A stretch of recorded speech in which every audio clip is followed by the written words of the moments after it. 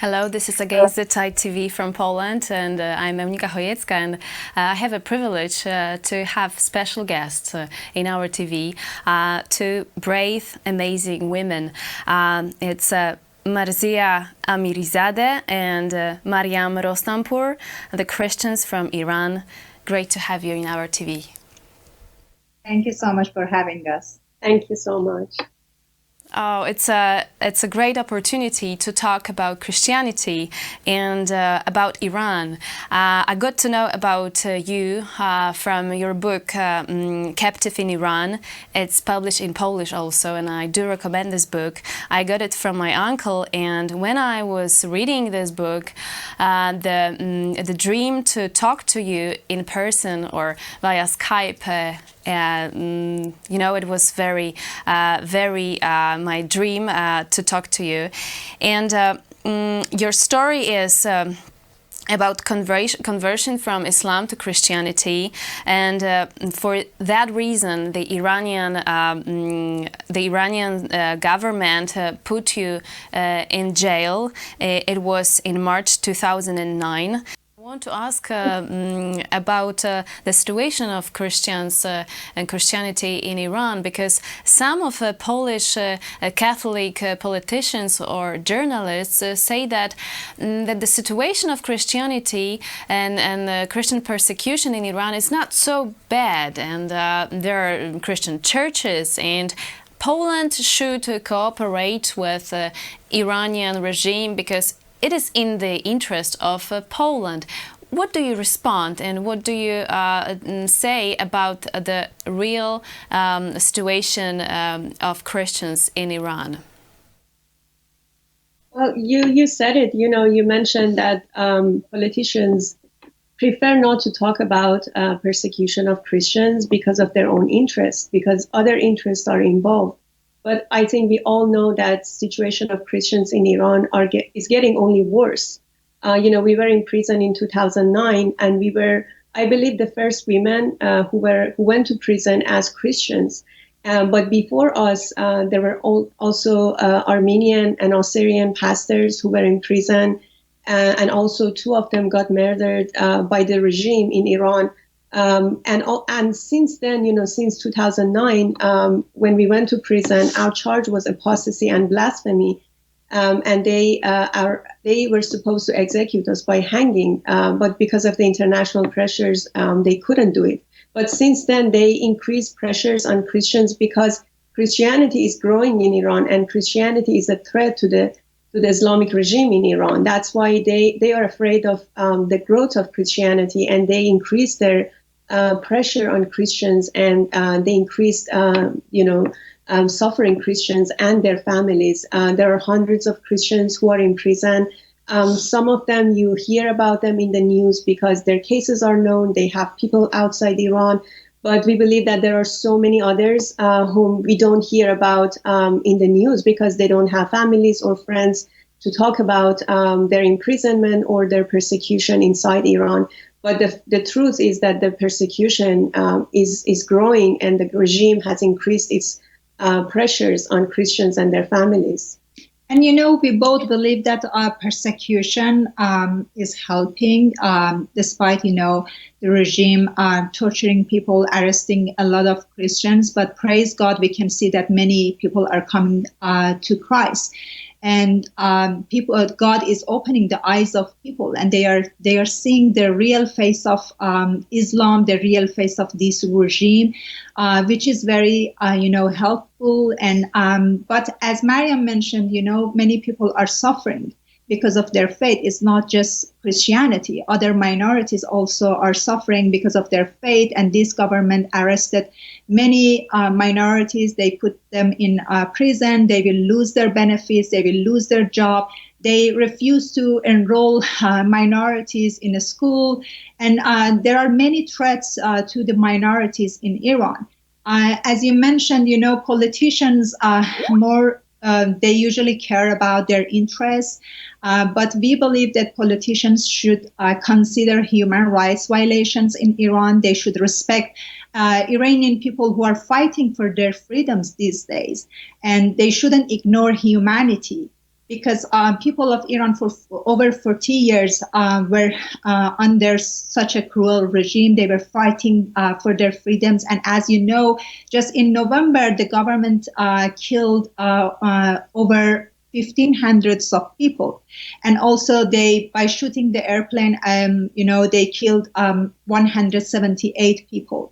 And people of Iran they are paying the cost of fighting for their freedom. That's why they need European countries and other politicians like the United States. We are very glad that the new administration is standing with Iranian people for fighting for their freedom. We expect, other European countries to stand with the Iranian people and not bury the human rights, under negotiations, under their interests.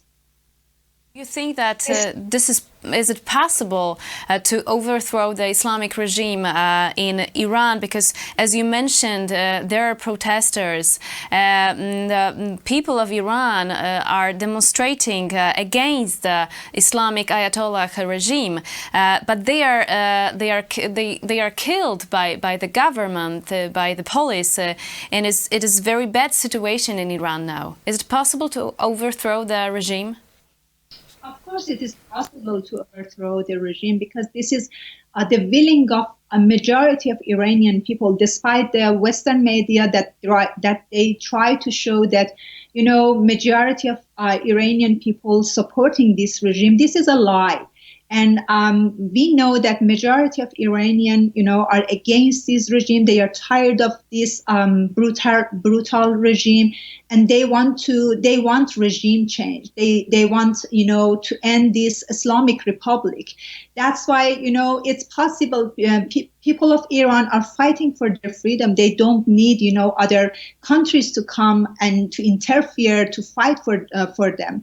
They will fight for their own freedom, but they need, other countries, as I mentioned, to stand with them, to support them, like the United States. I remember in 2009, we were in prison, that people were in the street during the Green Movement. They were chanting, Obama, are you with us or with them? At that time, President Obama didn't stand with the Iranian people. Instead of empowering Iranian people, he empowered the regime by making a negotiation deal, with the Iranian regime and giving thousands of, money to the Iranian government. We expect, European countries and politicians to stand, to respect human rights, to respect Iranian people who are fighting for their freedom, because Iranian people would not forget those who betrayed them, those who didn't stand with them. And also, I think, as Marziyeh mentioned, people in Iran these days are fighting for their rights, and they are paying the price. As you mentioned, hundreds of people, thousands of people are either getting arrested or getting killed by the government.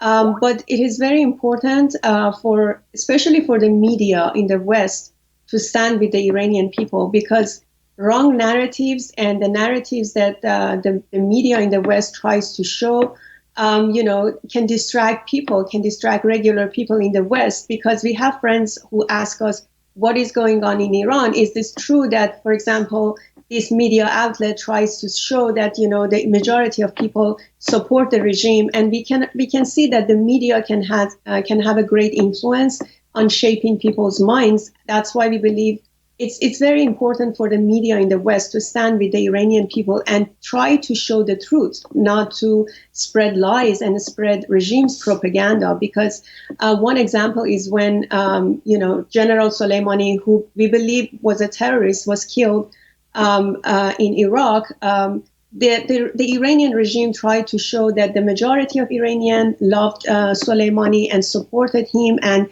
for them it was a hero.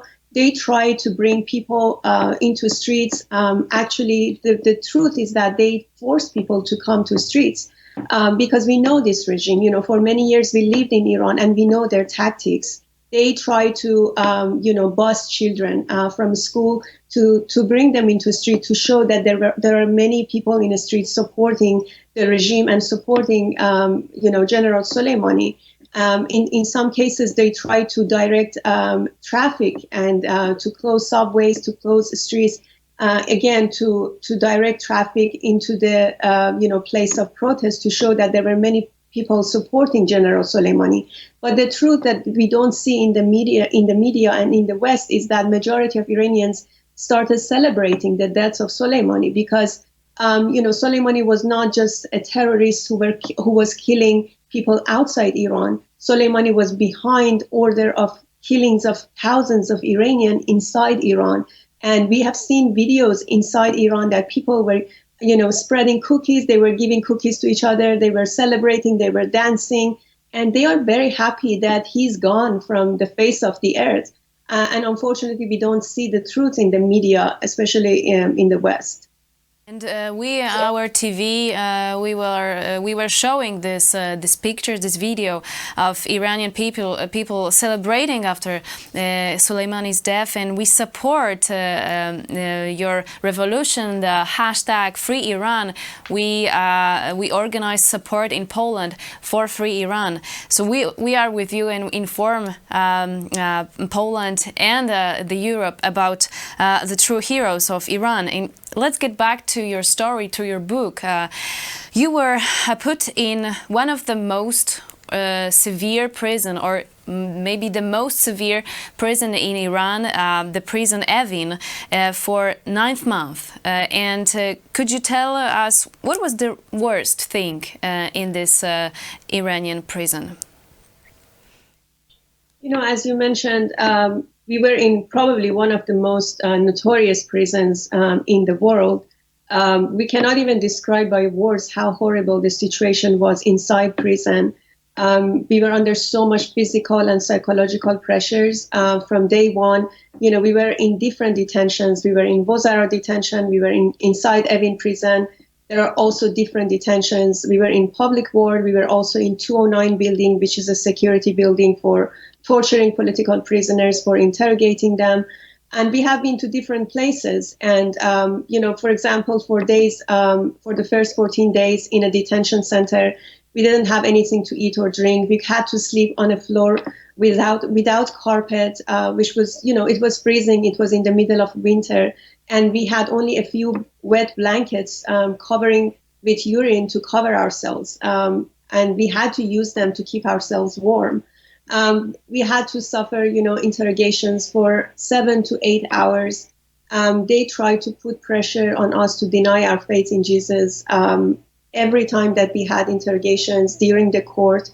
And they would threaten us. They would threaten the lives of our family members. There are so many details about the 9 months that we were in prison. But you ask about the worst experience that we had inside prison.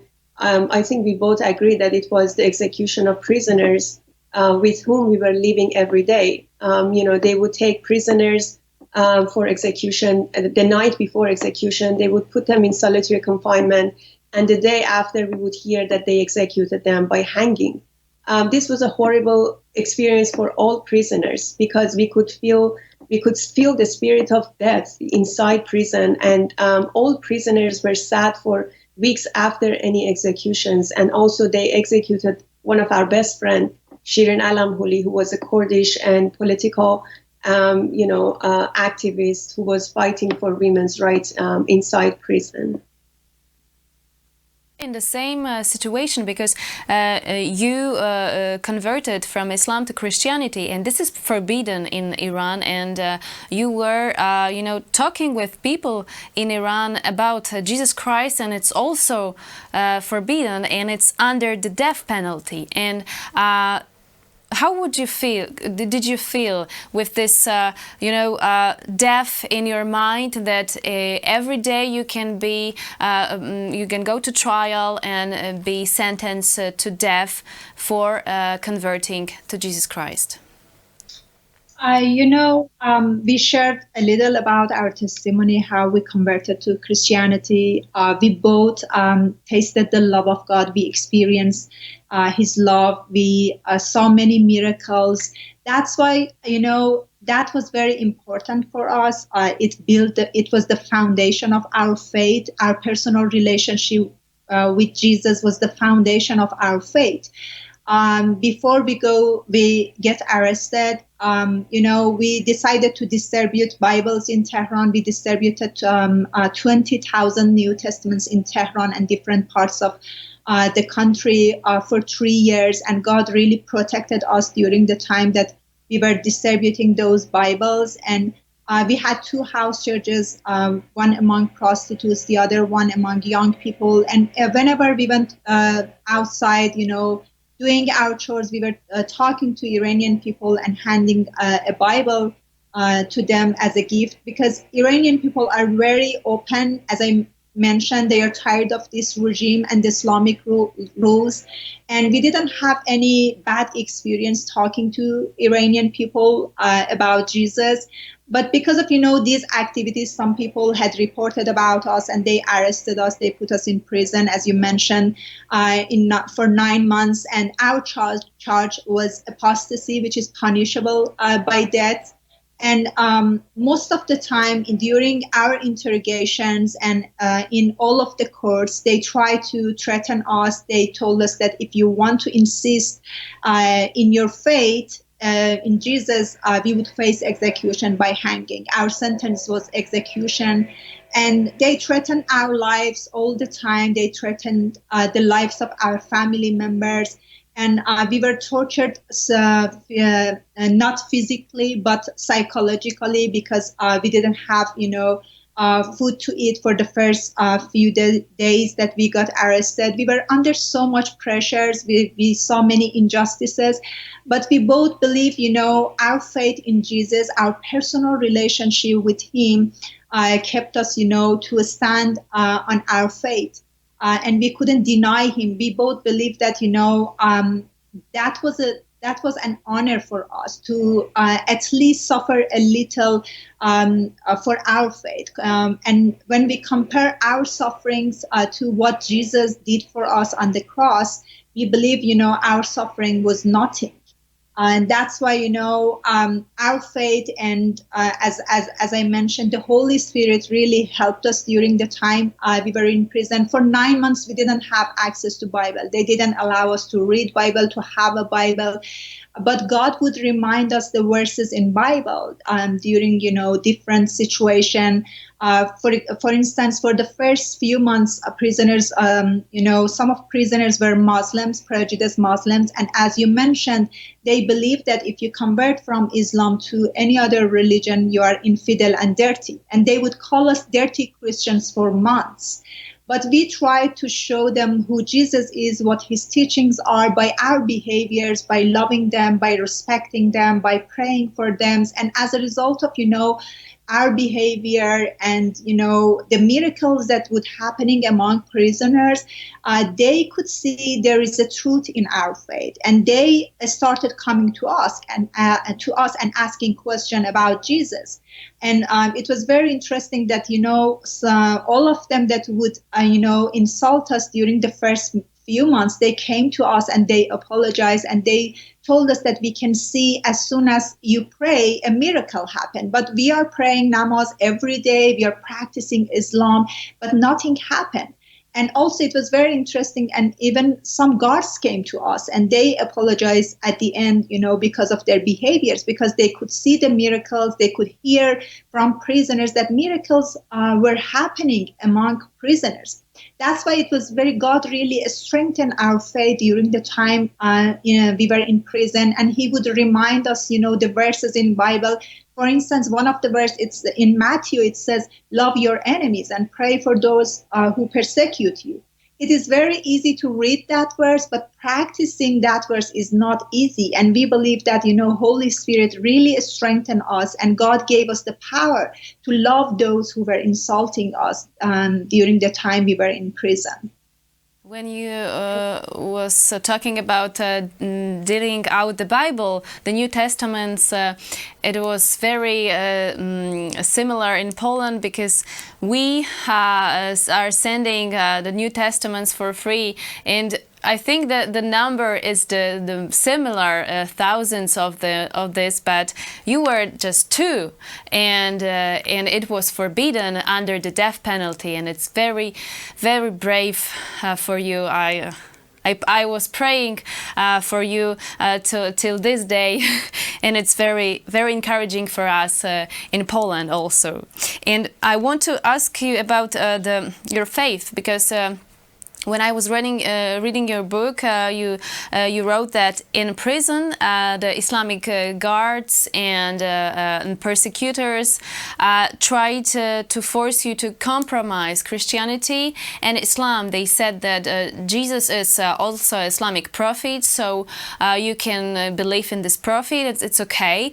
And what do you think about this popular mixing Christianity and Islam?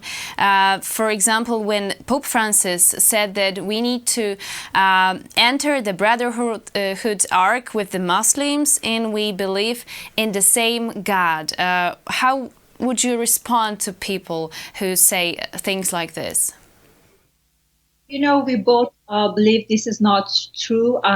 When we moved to the United States, it was very interesting that many Americans, told us that Islam is religion of peace. And we were shocked by hearing that.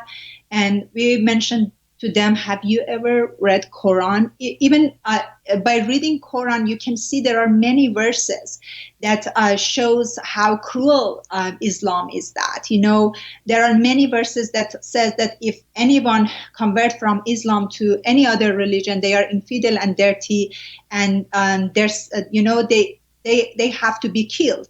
There are many verses against women, in Quran. That's why it was very shocking for us. And also about Jesus, as you mentioned, it's very interesting. They try to show that Jesus in Quran is the same as Jesus in Bible, which is not true.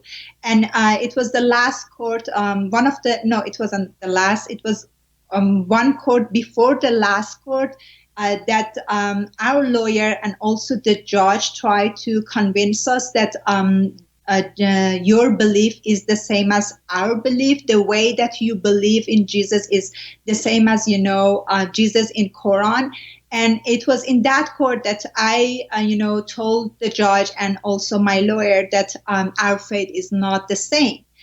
We do not, believe in Jesus the same as, you believe in Jesus in Quran, because in Quran, they believe Jesus was a prophet, but we believe Jesus was the Son of God. He was the God. That's why it's totally different. And they try to deceive people by, compromise between these religions in order to show that all religions are the same. And I believe, politicians use this compromise because of the politics, because of their own interests, but their reality is different. The truth is different. Jesus is the only way. He is the truth, and it's completely different from teaching of, Islam, how they teach about Jesus. And also I wanted, to add that we always make a distinction between people and their religion, because there are so many Muslims like us. We were growing up in an Islamic country, and we were forced to practice Islam like majority of Iranians. They are just born as a Muslim and they don't believe in Islam. Most of them don't even read the Quran, but they are forced to follow Islam. And some of them, just follow Islam blindly, and they don't know the truth because there's no other way for them to learn about other religions or about the truth. That's why we always say that, we don't have problem with people. Not even with we are Muslims, because we came from the same background and we met Jesus, we found the truth. And this is happening to many Iranians who were born to a Muslim family. They find the truth, they meet with Jesus, and they come to that, understanding of the truth themselves. But we just don't, we think that we need to love people and we need to send a message of Christianity to them, send a message of salvation to them. But we believe that the root of Islam is satanic, if you read the Quran, because the problem is majority of people don't read the Quran. If they read the Quran, they can see the difference clearly. They don't need to listen to the Pope or other religious figures. They can make that distinction themselves, just by reading the two books, the Bible and the Quran, they can see the difference, and they can see that things that are mentioned in the Quran cannot be the truth and cannot come from God, because, you know, as Marziyeh mentioned, in the Quran, it says that everyone who believes in other religions except Islam are infidel, and it is the responsibility of Muslims to kill those who are infidels. But we believe that we always need to love people and to send a message of salvation to them. Yes, and this moment of the trial you mentioned, it was, in my opinion, the most moving moment in your book, when you reject to deny Christ, and it was everything under the pressure of the death penalty. And it's I was crying reading this part of the book.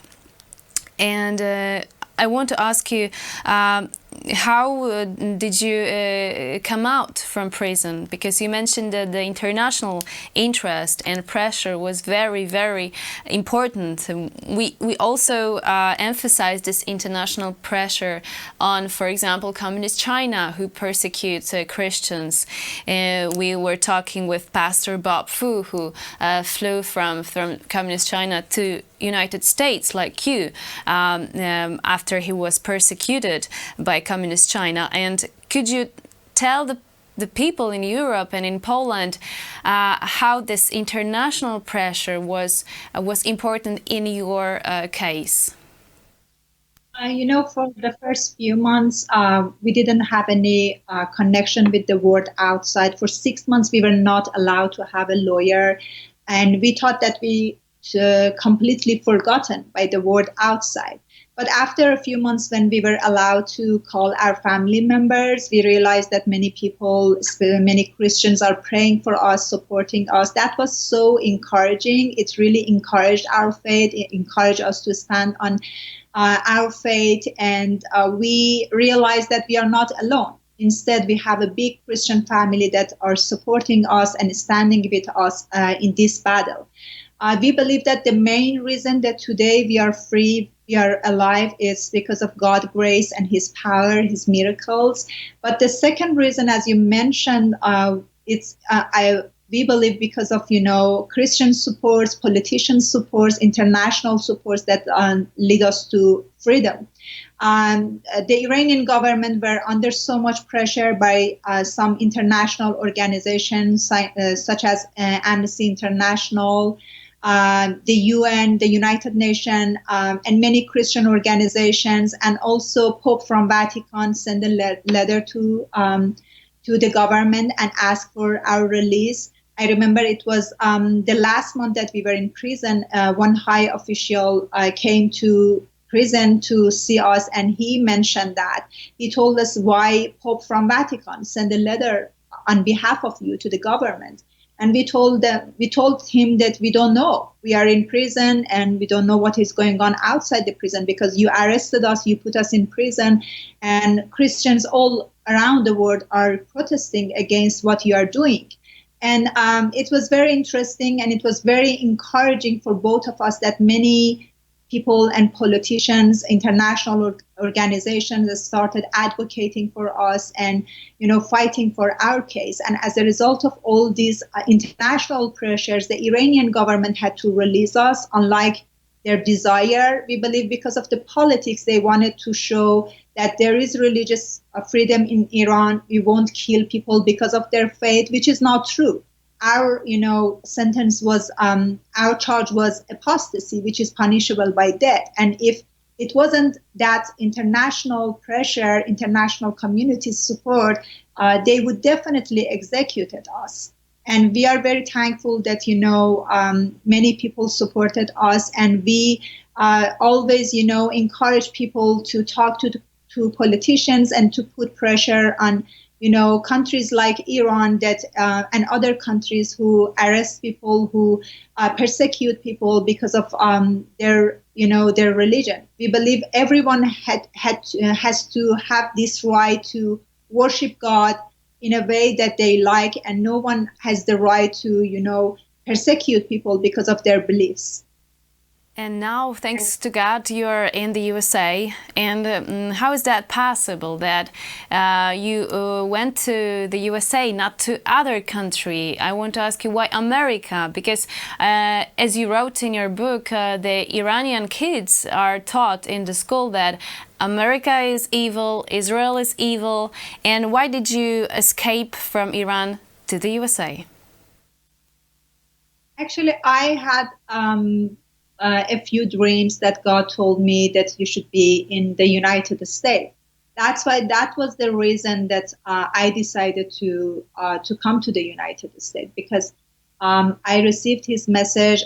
We had some, talk with some of our friends, and the ministry that we were working, they insisted us to come to go to the UK. But since I had these dreams, I became sure that, God's will is for us to come to the United States, and we believe God had a purpose to send us here. And what was your first impressions after landing in the USA, and your first thoughts about America? You mentioned about our feelings that, in Iran, they try to brainwash people that the USA is a great Satan. And I remember when we were very young, before going to our classes, we had to stand in lines and say things like death to America, death to Israel, without knowing, where America was. But we were forced to say these things. But these kind of, propaganda don't work anymore. And people in Iran are coming to an understanding that, these are lies from the regime. And as you can see in the recent protests as well, they try to say in their slogans that our enemy is not the United States. Our enemy is right here, meaning that our enemy is the Iranian regime. So people, are educated now. They came to this understanding that their enemy is inside Iran, the Iranian regime and the authorities. And when we moved to the U.S., we knew that, we had many friends in the U.S. We had many Christians, many believers who stood with us when we were in prison, and most of them were in the U.S. Many Christians wrote to us when we were in prison, and they prayed for us. They started advocating for our case. And we were, we knew that it was God's will for us to come to the U.S. But about Christianity, it was interesting, at the beginning when we moved to the U.S., we thought, we are coming to a Christian country, everyone is Christian.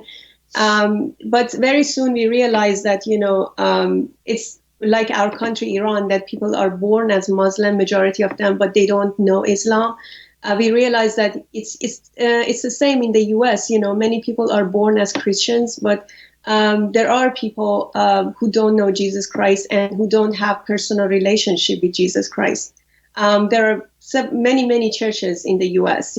People go to churches on Sundays, and some don't, refuse. They don't go, especially younger generation, because they haven't experienced the personal relationship with Jesus Christ. And what we felt, through our experiences going to churches and sharing our personal stories was that, people in the U.S. and probably in other countries, because we traveled to some European countries as well, need, experiencing the love of Jesus themselves. They need to experience having personal relationship with Jesus Christ. And that's the only thing that can keep us to stand on our faith when we face difficulties, when we face persecution.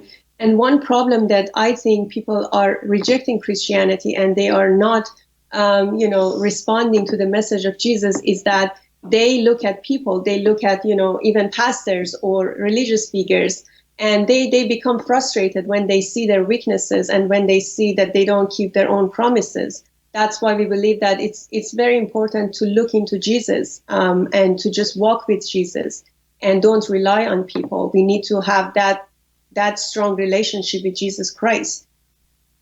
When you are talking about this, and when I was reading your book, and you write that, that when you're a Muslim, when you believe in Islam, it didn't make you closer to God. And unfortunately, in Poland, is the situation when young people don't believe in God and reject God and Catholicism because it doesn't give them the personal relation with Jesus.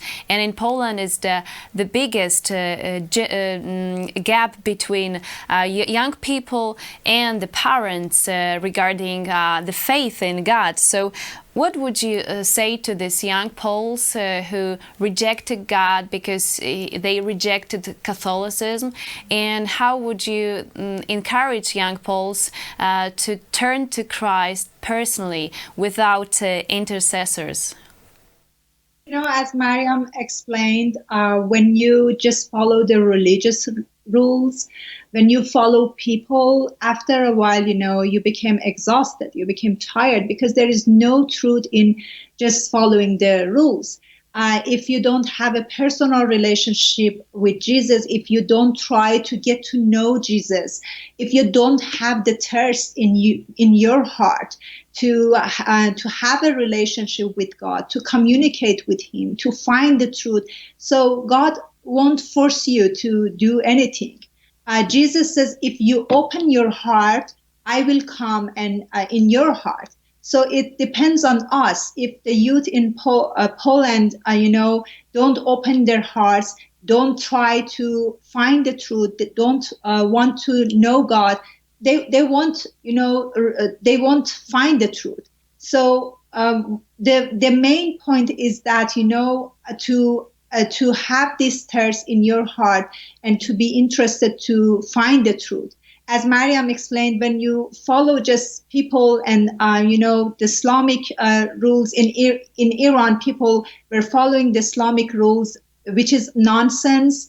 And that's why, you know, they get tired of the Islamic rules and they don't even go read Quran. We believe if they read Quran, they will find the true Quran as well.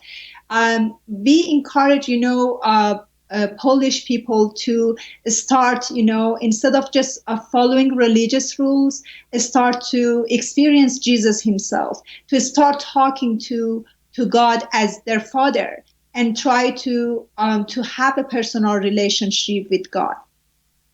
And, you know, I just wanted to add that I think we both can understand the frustration of especially younger generation, but we would like to encourage them, you know, not to allow the mistakes of churches or religious authorities or even religious rules discourage them from having that, you know, beautiful relationship with Jesus Christ, because it's very different. You know, following traditions and religions is very different from having a relationship with God.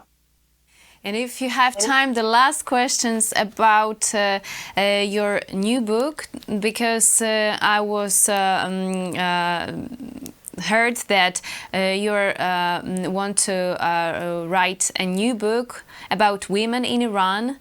And it's very interesting for us because in Europe, Islam is more and more popular, unfortunately, because of the huge Islamic immigration.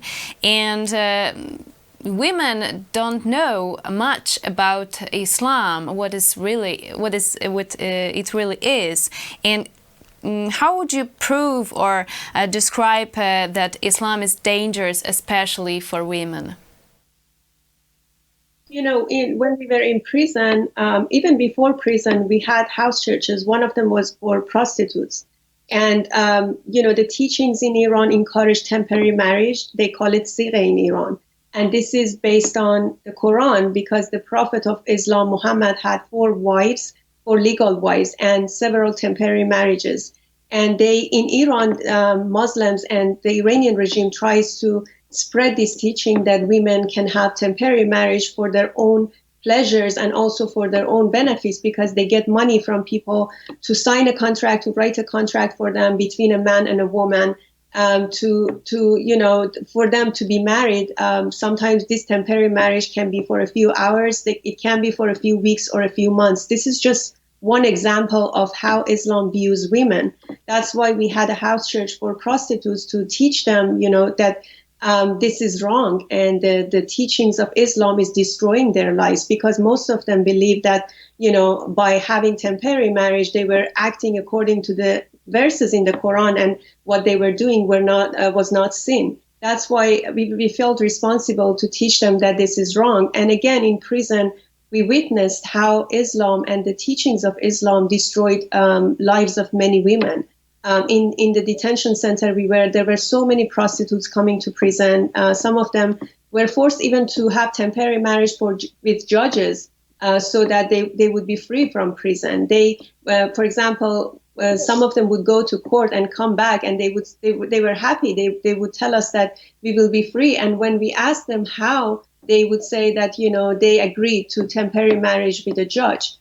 This is just one example, or there are several other examples. For example, the violence against women, like the right that Islam gives to husbands to beat their wives, to teach them by beating. These are examples that shows how Islam, degrade women's rights and treat women as second-class citizens. There are several teachings in Islam and in the Quran that treats women as that says that women are not as equal as men. And when it comes to custody of children, when it comes to heritage, in whatever right that they should have, they are half of men. And that's why we had this passion in our heart to work among women.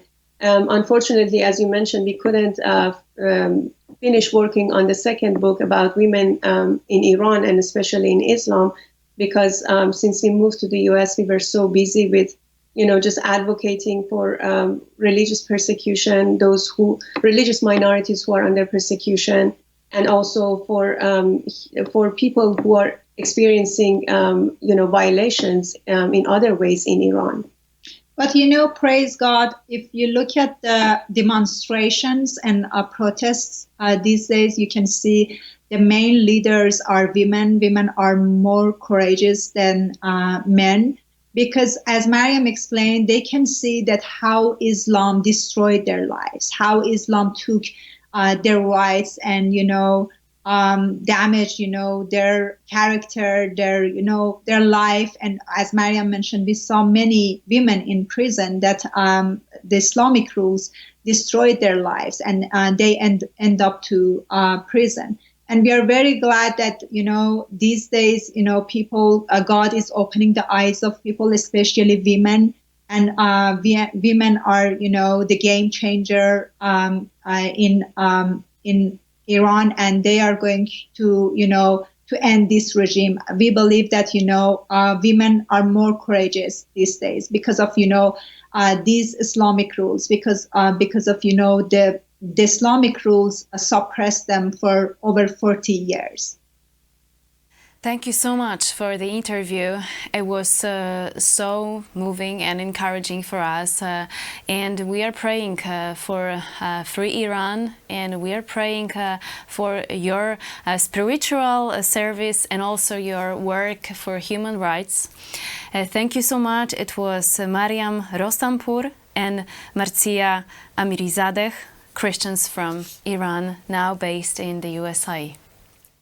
Thank you. Thank you for us. Thank you so much. God bless you. And it was Against the Tide TV from Poland. Eunika Chojecka. See you soon.